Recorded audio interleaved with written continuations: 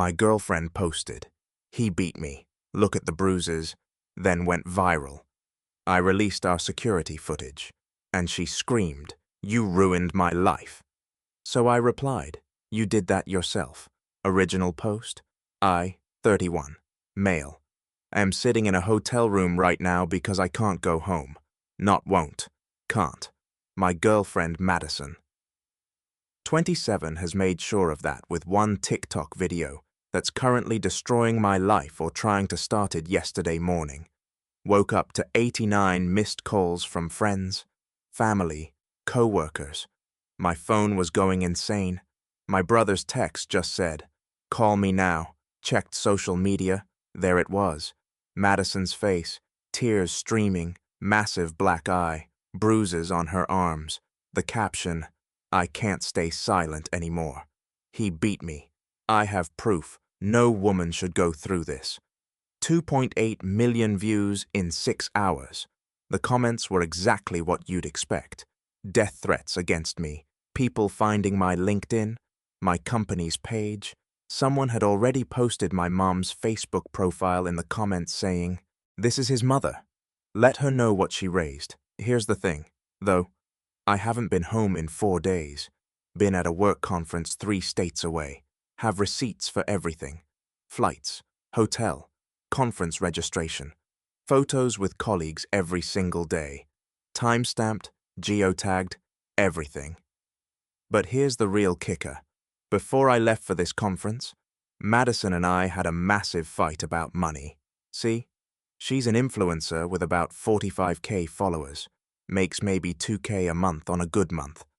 I'm a software developer. Make decent money. She wanted me to fund her career pivot into becoming a full-time content creator. Wanted me to cover all bills for a year while she built her brand. I said no. Told her she needed to keep her part-time job at the marketing firm.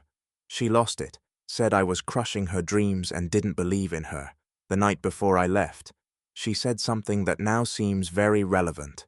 "You'll regret not supporting me. I'll make it big with or without you." Guess she found a way to go viral after all. I immediately called my lawyer. Yeah, I have one. My cousin Tony. But still, he told me to document everything and stay put. Don't go home. Don't contact her. Don't post anything. But I did do one thing. I logged into my home security app. We have cameras in the living room and kitchen. She knew about them, even helped pick them out. Started scrolling through footage from yesterday morning. And there it was. 5:23 a.m. Madison, sitting at the kitchen table with her ring light and makeup palette, applying purple and black eyeshadow around her eye, using some kind of sponge to create texture on her arms, practicing crying in her phone camera. Multiple takes. At one point, she literally said out loud, "No, need more tears. This has to look real." 43 minutes of preparation. Then she posted the video. I downloaded everything, sent it to Tony. He actually left. This is the dumbest thing I've ever seen someone do on camera. Now I'm sitting here watching my life implode on social media while holding evidence that could destroy her. But Tony says, "Wait, let her dig deeper first. The conference ends tomorrow. I'm supposed to fly home? But home to what? There are already people posting photos of my apartment building saying he lives here." My employer called asking me to explain the situation. Madison texted me an hour ago. "If you apologize publicly and give me $50 for my trauma, I'll consider not pressing charges. Charges for a beating that never happened while I wasn't even in the state. This is insane." Update 1. 48 hours later. The last 2 days have been absolutely wild. Madison didn't just double down, she went full scorched earth. First, she went live on Instagram crying, shaking the works. He's trying to silence me with his lawyers. This is what abusers do. They intimidate you into silence. Got another 1 million views. The mainstream media picked it up. There's literally a news article with the headline, "Software developer accused of domestic violence in viral TikTok." My company put me on administrative leave, pending investigation. My mum had to delete her Facebook after getting doxxed. My landlord called saying other tenants were concerned about their safety with me in the building. But Madison made a crucial mistake. She filed an actual police report. Tony was ecstatic. She just committed a federal crime on paper. Beautiful. We went to the police station together. I brought conference registration and attendance records, flight receipts and boarding passes, hotel receipts showing continuous stay, 17 photos with timestamps from conference events, the entire Ring camera footage. The detective watched the makeup application video 3 times. His face was priceless. Ma'am applied bruise makeup while narrating what she was doing. Yes, sir. 43 minutes of it. He actually shook his head. In 20 years, I've never seen someone film themselves committing a crime this thoroughly. They tried calling Madison to come in for follow-up questions. She posted about it immediately. The police want to interrogate me. This is what happens when you speak up. They treat victims like criminals. Her follower count had exploded to 400K. Brands were reaching out for sponsorship deals. She started a Patreon for survivors that got 3,000 subscribers in a day at $10 a month. She was making $30 monthly off a lie. Then Tony had a brilliant idea. Let's give her more rope. He filed a civil suit for defamation, but deliberately made it look weak, just asking for an apology and removal of the video. Madison's response was predictable. She hired some ambulance chaser who filed a countersuit for $500 for abuse, trauma, and attempted silencing of a victim. She posted the countersuit papers online. He's suing me for speaking my truth. I'm fighting back. What she didn't know was that Tony had already sent the Ring footage to the detective, and the detective had already sent it to the DA, and the DA had already decided to press charges for filing a false police report. Fraud and cyberstalking. They were building a case while she was building a following. Yesterday afternoon, she did a podcasting interview. A big one. 2 million subscribers. She told elaborate stories about years of abuse, how I isolated her from friends, how I controlled her finances. Ironic considering she wanted me to fund her lifestyle. How this was the first time she fought back. The host asked, "Where was he when this happened?" Madison hesitated for just a second. He was. He came home drunk at 3:00 a.m. Gotcha. See, the Ring camera showed her leaving the apartment at 6:00 a.m. that morning. Alone, uninjured, wearing the same clothes from the abuse video, but with no bruises yet. She forgot we had a camera by the door. 2. Update 2. The collapse begins. Madison's lies started unraveling faster than she could spin new ones. First, someone on Reddit found old posts of hers from 2 years ago bragging about taking a special effects makeup course for Halloween, complete with photos of her creating realistic bruises on friends. The Reddit detective brigade had screenshots before she could delete them. Then my co-workers from the conference started posting without me asking. 12 different people posted photos and videos with me from the conference every single day, time-stamped. One guy even had a selfie with me at the hotel bar at 2:47 a.m., the night of the beating, 1,000 miles away from Madison. But Madison didn't know when to stop. She escalated. She started a documentary with some YouTube filmmaker, claimed she had hospital records and witness statements. She did interviews with 3 different podcasts in one day, started multiple crowdfunding campaigns across different platforms. Her mom Diane got involved, posted this long Facebook rant about how she always knew something was off about me, and how her baby girl finally had the courage to speak up. Said she was consulting with women's advocacy groups to get justice. That's when I released the first video. Not the makeup one. Just the door camera footage of her leaving that morning uninjured, singing along to music, doing a little dance while waiting for her Uber. Posted it with just the caption, "Morning of the incident." Note the timestamp. It got 500K views in 3 hours. The comment section was brutal. People started calling her out, but her supporters said it was edited or taken out of context, or that I probably threatened her into acting normal. Madison's response was swift.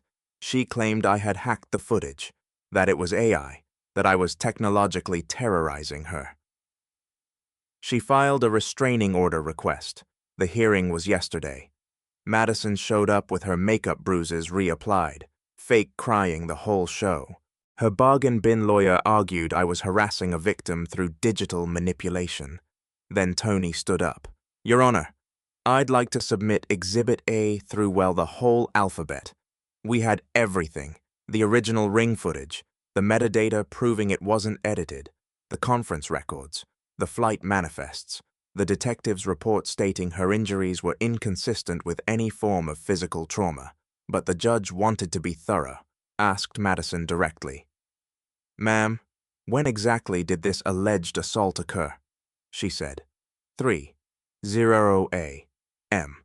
The judge asked how she knew the exact time. She said she looked at the clock. "Which clock?" "The one on the stove." Tony pulled up the kitchen camera footage from 3:00 a.m. Kitchen was dark, empty. The stove clock actually showed 3:07 a.m.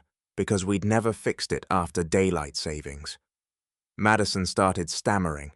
Her lawyer asked for a recess. The judge denied it. Then Tony dropped the bomb. "Your Honor, we'd like to show the full morning footage." 43 minutes of Madison applying fake bruises while narrating her process. The judge's face went from professional neutral to barely contained anger. "Miss Fitzgerald, are you aware that perjury is a felony?" Madison started actual crying then, not the practice tears, the ugly crying of someone watching their scheme collapse. Update 3. The avalanche. The restraining order hearing was just the beginning. Within hours, someone had leaked the courtroom audio. Not sure who, but bless them. Madison stammering the judge's questions, her lawyer's desperate objections. All of it. Madison tried damage control, posted a video saying the court system failed survivors, and that she was being re-victimized by the patriarchy. But it was too late. The internet had turned. Then the DA's office made their move. They arrested her at her apartment, while she was on Instagram Live. She'd been ranting about corrupt systems when the police knocked. She kept filming, thinking it would help her narrative. "They're here to silence me. This is what happens when you speak truth to power." Officer's response was perfect. "Ma'am, you're under arrest for filing a false police report, fraud, and perjury. This is intimidation. Ma'am, you have the right to remain silent." The live stayed up for 20 minutes before someone at Instagram killed it. But screen recordings were everywhere within seconds. The charges were serious. Filing a false police report, misdemeanor, perjury, felony, fraud over 30K, felony, cyber harassment, misdemeanor. Bail was set at $50. Her mum, Diane, posted it, putting up her house as collateral. That's when Madison's supporters started finding inconsistencies in her other stories. Turns out she'd claimed to be a survivor before, 2 years ago. She accused a coffee shop manager of assault when he fired her for stealing tips. That case was dropped when security footage showed her taking money from the jar. 3 years ago, she claimed a professor harassed her. Investigation found she'd never even taken his class. The pattern was clear. Madison had a history of false accusations when things didn't go her way. The brands that had reached out for sponsorships gone. The Patreon supporters demanding refunds. The documentary filmmaker posted a statement distancing himself from the project. But Madison wasn't done. She went nuclear. She called a press conference. Actually got a local news station to show up. Stood there with her mum and her lawyer claiming this was all a conspiracy. That I'd paid off the police, the judge, everyone. That the footage was deep-faked using my tech connections. Then a reporter asked the killer question. "Miss Fitzgerald, if the footage is fake, can you explain why your own Instagram shows you posting the original video at 6:15 a.m. after the timestamp of you applying the makeup?" Dead silence. Her lawyer tried to jump in, But Madison had already started talking. I had to reapply it for the video because the lighting. She just admitted to applying the makeup on live TV. Her lawyer literally face-palmed. Update 4. The Reckoning. After the press conference disaster. Madison's lawyer dropped her. Just straight up quit. Filed the papers that same day. Madison had to get a public defender for the criminal case, but she still tried to salvage her image. Started posting about how the system abandons women and how she was being martyred for speaking out. Then Tony made his move in the civil case. See? While everyone was focused on the criminal charges, we've been building a defamation case, not just for the emotional damage, but for quantifiable losses. Lost wages from unpaid leave, $8,500. Therapy costs, $2,400. Hotel costs while I couldn't go home, $800. Legal fees, $15,000. Security system for my mum's house after doxing, $3,200. But the real number was the damage to my professional reputation. 3 job offers I'd been considering were withdrawn. A consulting contract worth $75K was cancelled. All documented. Total damages, $15,900. But here's where it gets interesting. Remember Madison's various fundraising campaigns? She'd raised almost $85,000 total. That money was supposed to be for survival and legal fees. Want to know what she spent it on? New Mercedes lease, $3,500 down. Designer clothes, $12,000. Bali vacation package, $8,000. Yeah, she booked a vacation during all this. Cosmetic procedures, $15,000. All tracked through her social media posts and credit card records, subpoenaed during discovery. The civil judge was not amused. Miss Fitzgerald, you raised money under false pretenses and used it for luxury purchases. Her new lawyer tried arguing the money was gifts from supporters. The judge's response: gifts obtained through fraud are not gifts. Counsel a judgment in our favor. $15,900 in actual damages, plus $250,000 in punitive damages. Plus, she had to return all the fundraised money to donors. Madison posted one last video crying about the injustice. It got ratioed into oblivion. Comments were just people posting screenshots of her makeup application video. Update 5. Criminal Trial. The criminal trial was almost anticlimactic. The DA had everything: the ring footage, her confession on live TV, the pattern of false accusations, the fundraising fraud. Madison took a plea deal. 18 months in prison, 3 years probation, and she had to register as a vexatious litigant, meaning she needs court permission to file any future lawsuits. But the best part was the allocution. For those who don't know, that's when the defendant has to admit what they did in detail. Madison had to stand up in court and say, on date, I knowingly applied makeup to simulate injuries. I then posted a video falsely claiming my boyfriend had assaulted me. I knew this was false as he was in another state at the time. I filed a false police report and committed perjury during the restraining order hearing. Someone was courtroom sketching.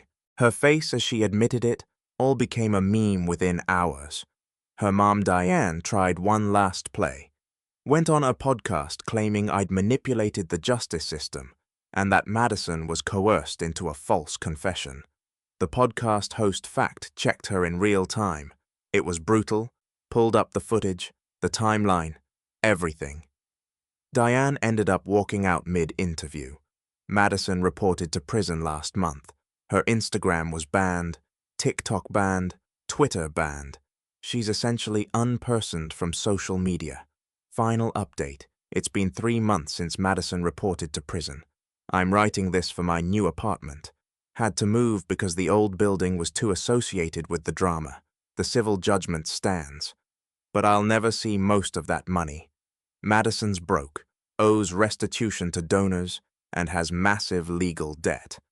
I got the Mercedes they seized, sold it, recovered about $20. Better than nothing. My job brought me back with back pay and an apology. The company actually implemented new policies about handling social media accusations against employees. Basically, they investigate before taking action. Now, small win, I guess.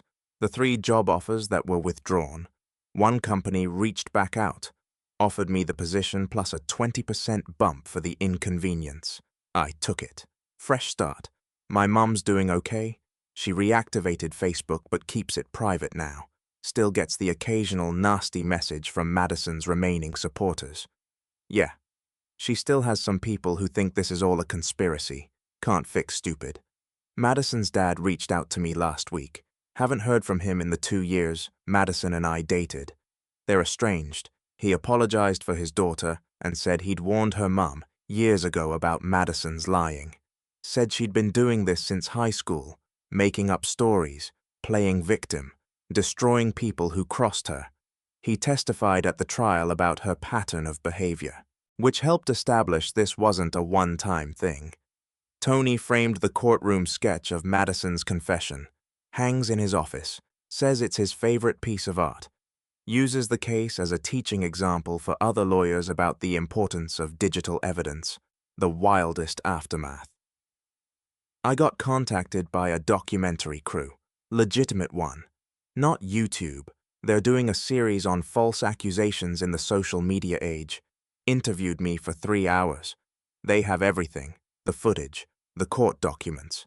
Interviews with the detective comes out next year. Also been contacted by 3 other guys who dated Madison. In the past, all have similar stories. One guy from college showed me texts where she threatened to ruin his life if he broke up with her. He stayed an extra 6 months out of fear. Another guy had to transfer schools after she spread rumors about him. We have a group chat now. It's therapeutic. Weird as that sounds. Madison's due for release in 11 months with good behavior. She'll have to do a 100 hours of community service specifically related to helping actual domestic violence victims. The irony isn't lost on anyone. Her mum Diane still posts about her wrongfully imprisoned daughter. Still claims I'm some criminal mastermind who orchestrated all this. Lady, I'm a software developer who can barely orchestrate matching socks. I just had cameras and receipts. Here's what I learned. 1.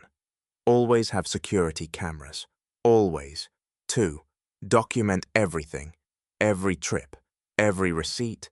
Every interaction. 3. When someone threatens to ruin your life, believe them and prepare accordingly. 4. Don't engage on social media. Let lawyers handle it. 5. The truth eventually comes out, but it might cost you everything first. To anyone facing false accusations, get a lawyer immediately. Don't try to reason with someone willing to lie to destroy you. They've already shown you who they are, and to Madison, if you're reading this from prison. You played a stupid game and won stupid prizes. You could have just accepted no to funding your influencer dreams. Instead, you destroyed your own life trying to destroy mine.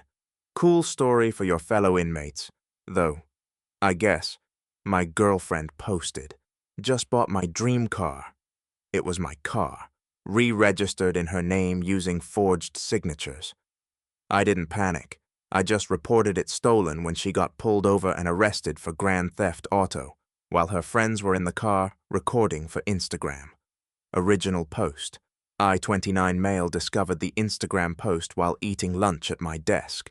There it was, Natalie, 27, posing with my 2019 BMW M3. Teas dangling from her manicured fingers. The caption made my sandwich stick in my throat. Finally manifested my dream car into reality. Hard work pays off. Ladies, had her boss babe. New whip BMW life. The comments were flooding in, her friends hyping her up, asking for rides, congratulating her on the purchase. Thing is, I bought that car 18 months ago, paid $52,000 cash. Title in my name, insurance in my name, registration in my name, or so I thought. Natalie and I had been together for 2 years. She moved in with me 6 months ago. Recently, Things had been weird. She'd been pushing hard for engagement, talking about building our empire together, posting those toxic positivity quotes about knowing your worth. I'd been clear I wasn't ready for marriage yet. She seemed to accept it, but apparently she had other plans. I immediately called the DMV, after being on hold for 37 minutes. Yes, I counted. I finally got through. I need to verify the registration on my vehicle, I said, giving them the VIN. One moment, sir. The vehicle is registered to Natalie Winters. My blood went cold. Since when? The transfer was completed last Monday.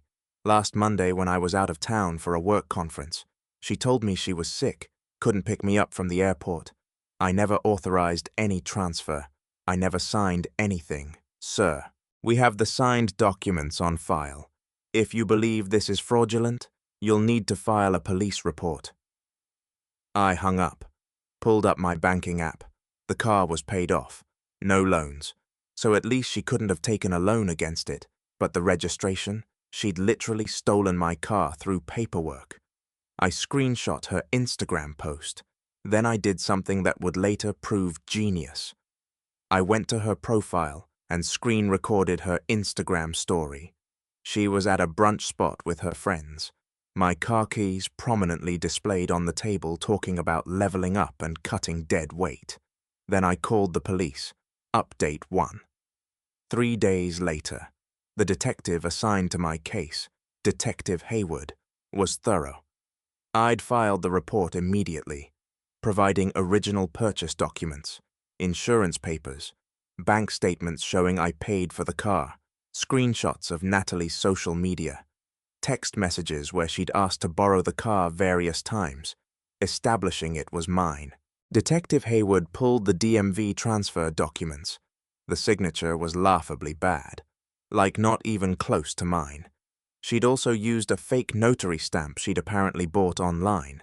This is felony forgery and grand theft auto, he said. The car's value makes it a serious charge. What now? I asked. We'll put out a bolo for the vehicle. When we locate it, she'll be arrested. I didn't tell anyone. Not our mutual friends. Not her family. Nobody. Just went about my life. Moved her stuff into boxes in the garage. She hadn't taken much when she left. Just essentials and apparently my car documents from the filing cabinet. Meanwhile, Natalie was living her best life on social media. Daily posts with the car. Videos of her and her friends cruising around. Music blasting. One particularly ironic post. Surround yourself with people who celebrate your wins. Her friend Kelsey commented, Yes, Queen, you deserve this. If only they knew. The entitlement was staggering. She'd literally committed multiple felonies and was broadcasting it to the world. The audacity of thinking she could just take my car by forging papers, and I'd not notice or not do anything about it. Day 2 after filing the report, she texted me, Hey babe, been thinking maybe we rush things. Can we talk? I didn't respond. I know you heard it about me needing space, but we can work through this. Still nothing from me. Stop being immature. At least respond. I screenshot everything and forwarded to Detective Hayward. He told me not to engage. Don't tip her off. The hardest part was watching her mum comment on the car photos. So proud of my baby girl, working hard and achieving dreams. Lady, your baby girl is a felon. Update 2. 1 week later. The arrest video is probably viral by now, but let me tell you the whole story. It was a Thursday afternoon. According to what I heard later, Natalie decided to take her 3 closest friends on a beach day trip. They were documenting everything for Instagram. Of course, Kelsey was recording from the passenger seat. 2 other friends in the back, music pumping, everyone singing along. They were about 10 minutes into the drive when the lights came on behind them. The Instagram live video, which someone saved and sent me, shows everything. Natalie pulling over confused. Was I speeding? I wasn't even speeding. The officer approaches. License and registration. Please, Natalie. Still not getting it. hands over her license and the fraudulent registration. "Ma'am, step out of the vehicle." "What? Why? I wasn't doing anything wrong." "Ma'am, step out of the vehicle now." The camera's shaking as Kelsey tries to film. You can hear Natalie getting increasingly agitated. "This is harassment. I know my rights. Ma'am, you're under arrest for grand theft auto and forgery." The scream she let out. The absolute scream. "This is my car. I have the registration. The registration you fraudulently obtained. The owner reported this vehicle stolen. And then this is the best part. She says that bitter just because I dumped him. Way to admit you knew who the real owner was." Natalie. Her friends are freaking out. Kelsey shouting, "We're recording everything. Police brutality." "Ma'am, please stop recording and step out of the vehicle. You'll need to find alternate transportation." They had to get an Uber. 3 girls standing on the side of the highway waiting for an Uber while their friend gets arrested. The Instagram Live cut off but not before catching Natalie in handcuffs, ugly crying about how this was all a misunderstanding. My phone exploded about an hour later. Mutual friends, her family, everyone who'd seen the arrest on Kelsey's Instagram. Her mum called me 15 times, finally answered on the 16th. "How dare you have my daughter arrested over a car?" She stole my car, Diane. She forged my signature, used a fake notary, and illegally transferred ownership. She said you gave it to her. I have text messages of her asking to borrow it, dated after she supposedly owned it. Why would she ask to borrow her own car? This is vindictive. You're ruining her life over a breakup. She ruined her own life when she committed multiple felonies. Diane hung up on me. Then came the flying monkeys. Natalie's whole squad started blowing up my phone and social media. Kelsey, you're really going to have her arrested over a car you weren't even using? I use it every day. She stole it while I was on a business trip. She's facing prison time over a stupid car. She's facing prison time over grand theft and forgery. That was her choice. Her friend Becca tried a different approach. She's really sorry. Can't you just drop the charges? She'll give the car back. That's not how criminal charges work. The state presses charges, not me. But you could tell them you don't want to prosecute. Why would I do that? She committed serious crimes. The entitlement was unreal. They genuinely thought she should face 0 consequences for stealing a $52,000 car. Update 3. 2 weeks later. Natalie got bailed out after 3 days. Her parents put up $15,000. The conditions of her bail included no contact with me, and she couldn't drive any vehicle registered to me. Duh, she'd already stolen the only one. But the entitlement didn't stop. It escalated. First, she tried to spin the narrative on social media, posted a long rambling story about financial abuse and how I'd promised her the car, but then reneged when she stood up for herself. Complete fiction. The comments were mixed. Some of her friends bought it, but others were skeptical. Wait, so did he give you the car or not? Why did you get arrested then?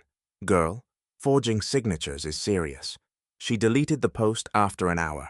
Then came the truly audacious move. She had her new boyfriend? Yeah, already had a new boyfriend contact me. This dude, Landon, called me from her phone. "Hey man, this is Landon. I'm with Natalie now." "Okay. Look, bro. She made a mistake. She's really broken up about this. Can't you just let it go?" "Let me get this straight," I said slowly. "You're calling me to ask me to drop felony charges against your girlfriend who stole my car while using her phone, which means she's violating the no-contact order." Silence. That's another charge. By the way, violating a restraining order. He hung up immediately. I called Detective Hayward, reported the violation. Natalie got arrested again that night. Landon was at her apartment when they showed up. According to the police report, she tried to claim Landon called me without her knowledge using her phone without permission, while she was sitting right there. The bail got revoked. She spent another week in jail before her parents could get a new bail hearing. This time it was $25,000, and the judge warned her one more violation would mean staying in jail until trial. Her mother, Diane, tried once more to intervene. Showed up at my apartment. Please, Derek. She's learned her lesson. This is destroying our family. Diane. She stole my car. She forged legal documents. She committed fraud. She's just a girl who made a mistake. She's a 27-year-old woman who committed multiple felonies. The lawyer says she could get 2 to 5 years. Then she should have thought about that before committing grand theft auto. Diane actually dropped to her knees. I'm begging you, please tell them you made a mistake. Tell them you gave her permission. You're asking me to commit perjury to save your daughter from the consequences of her crimes. I'm asking you to have mercy. Where was Natalie's mercy when she was posting all over Instagram with my car telling everyone she bought it? Where was her mercy when she was calling me bitter and pathetic to her friends? She made her choices. I had to threaten to call the police to get Diane to leave. Update 4, 1 month later. The preliminary hearing was last week. I had to testify. Natalie sat there in her jail outfit. She'd been locked up again after sending me an email titled, "You win," with a long rant about how I'd ruined her life. Another bail violation. The evidence was overwhelming. The forged signatures. The handwriting expert said it was amateurish at best. The fake notary stamp she'd ordered from a website. They had her credit card records. Her social media posts claiming she bought the car. Text messages between her and Kelsey planning the whole thing. Kelsey had flipped and provided them to save herself from conspiracy charges. Yeah, turns out Kelsey knew the whole time. The texts were damning. Kelsey, are you sure this will work? Natalie, DMV doesn't verify signatures. It's easy. What if Derek finds out? He won't. And even if he does, possession is 9/10 of the law. That's not how that works. Lowell, whatever. He owes me anyway. I've been his girlfriend for 2 years. I deserve something. The prosecutor also revealed Natalie had searched how to forge signatures, penalty for forging car title. And can you go to jail for stealing boyfriend's car on her laptop? She'd literally Googled the crime before committing it. Her lawyer tried to argue it was a misunderstanding between romantic partners and that I'd given her implied permission to use the car. The judge almost laughed. Counselor, implied permission to use a vehicle doesn't extend to fraudulently transferring ownership. The judge ruled there was sufficient evidence for trial. Natalie started sobbing. Her mom started wailing in the gallery. Her dad just looked defeated. As I was leaving the courthouse, Landon, the new boyfriend, approached me. Dude, you destroyed her life over a car. She destroyed her own life when she stole my car. She was going to marry you. She thought what's yours was hers. We weren't even engaged, and that's not how property law works. You're heartless. I'm heartless. Your girlfriend stole $52,000 from me, and you think I'm the bad guy? He tried to get in my face. Security intervened. He got banned from the courthouse. Update 5, 2 months later. Natalie took a plea deal. Her lawyer finally convinced her that going to trial would be worse. The evidence was too overwhelming. She pled guilty to grand theft, auto-reduced from first-degree to second-degree forgery. Identity theft, sentenced to 18 months in prison, suspended to 6 months with good behavior, 3 years probation, $5,000 fine, restitution for my legal fees, $8,500, 200 hours community service. She has a felony record now forever. The day after sentencing, I got a call from her dad, Robert, different energy than Diane. Derek, I want to apologize. We raised her wrong. Gave her everything. Never let her face consequences. This is on us, too. I appreciate that. Robert, I'm paying your legal fees. All of it. Already sent a check to your lawyer. You don't have to. I do. It's the least I can do. Maybe if we'd held her accountable earlier, this wouldn't have happened. It was the only one in her family who got it. Meanwhile, social media was still popping off. Natalie's friends were doing a free Natalie campaign that went nowhere. Kelsey posted about how the system is broken and it's criminalized relationship disputes. Someone with common sense commented, "She literally stole a car and forged documents. That's not a relationship dispute. That's a felony." The best part, remember all those Instagram posts of her with my car? The prosecutor used every single one as evidence. Her Boss Babe posts became exhibits in her criminal case. She played herself. I got my car back. Obviously had to pay to get it out of impound, but insurance covered it. Still drives great. Sometimes I pass places where she took those photos and I just shake my head. The entitlement never stopped though, even after conviction. She had Kelsey post a message from Natalie. "I hope Derek is happy. He got his car in his revenge. I loved him, and this is how he repaid me." I guess some people can't handle a strong woman who goes after what she wants. Going after what you want was stealing, apparently. Final update, 6 months later. Natalie got out after 4 months. Good behavior. She had to move back in with her parents because, surprise, having a felony record makes it hard to get an apartment or a job, apparently. Even the MLM schemes she used to push don't want felons as consultants. I ran into Kelsey at a coffee shop last week. She tried to duck out, but I was between her and the door. Derek. I save it. Kelsey, for what it's worth, I told her it was stupid, but she was convinced you just let it go. Why would she think that? Because she said you were weak, said you'd never have the balls to actually do anything about it. I laughed. How'd that work out for her? Kelsey shrugged. She's working at a call center now, has to take the bus. Posts motivational quotes about rising from the ashes and stuff. Still entitled. Worse, now she thinks she's some kind of martyr. Says the system is rigged against women. The system that gave her multiple chances. Plea deals and reduced sentences. Yeah, that system. We parted ways. Haven't heard from any of them since. The other day, I got a notification that someone viewed my LinkedIn. It was Natalie. She didn't connect or message, just viewed. I checked hers out of curiosity. She'd listed her time in jail as a sabbatical for personal growth. The entitlement truly never ends. But here's the thing. I'm good. Like really good. The whole experience taught me massive lessons about red flags, boundaries, and standing up for myself. I dated someone new for a few months. Didn't work out. But that's fine. I'm not rushing anything. My credit's intact, my record's clean, and I still have my car. Huh? She's a convicted felon working at a call center, living with her parents at 27, taking the bus, and calling it a journey of self-discovery on Instagram.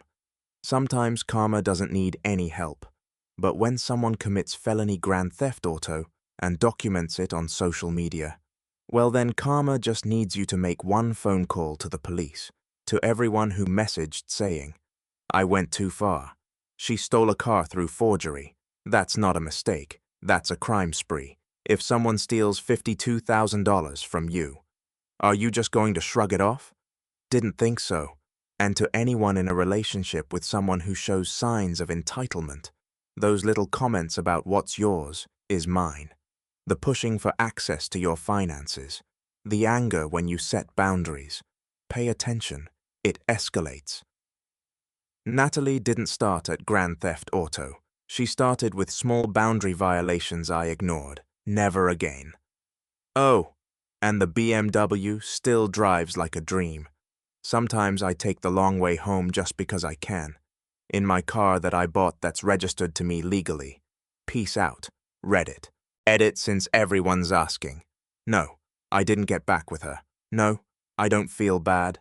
Yes, I'd do it again. And yes, the car now has a GPS tracker, steering wheel lock, and hidden kill switch. Not taking any chances.